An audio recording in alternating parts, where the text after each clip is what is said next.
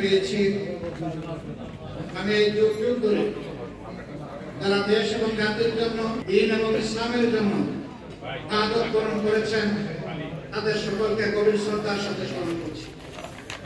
এই সাথে যারা জাতীয় মুক্তির জন্য লড়াই করতে গিয়ে আহত হয়েছেন, পঙ্গু হয়েছেন, আমি তাদেরকে গভীর শ্রদ্ধার সাথে স্মরণ করছি। মহান রবের দরবারে আহত এবং পঙ্গু ভাই বোনদের পূর্ণ সুস্থতা। সম্মানিত সুধীমণ্ডলী, আমরা খুবই কৃতজ্ঞ, আমরা অভিভূত যে আপনারা আমাদের দাওয়াত কবুল করে আপনাদের মূল্যবান সময় করে এখানে এসে হাজির হয়েছেন।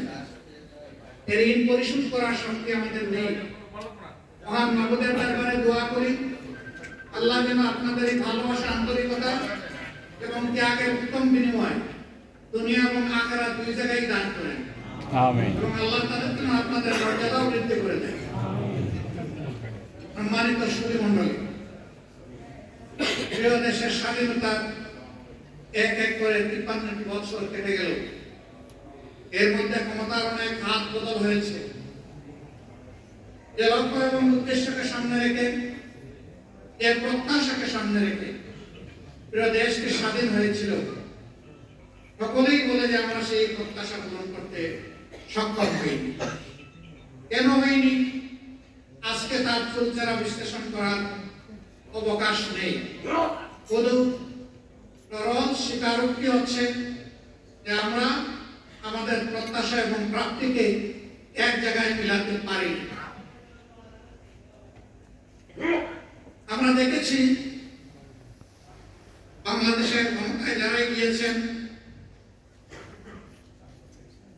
তারা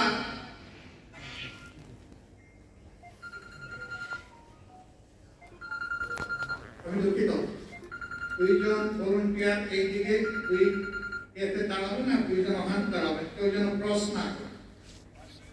ওই যে এখানে দাঁড়ান, তারা একে ক্রস করতে দিবেন না। হ্যাঁ, সবাই জায়গা লাগাবো। জি জি, দোয়া করেন, জি জি জি। আজকে না আজকে কালকে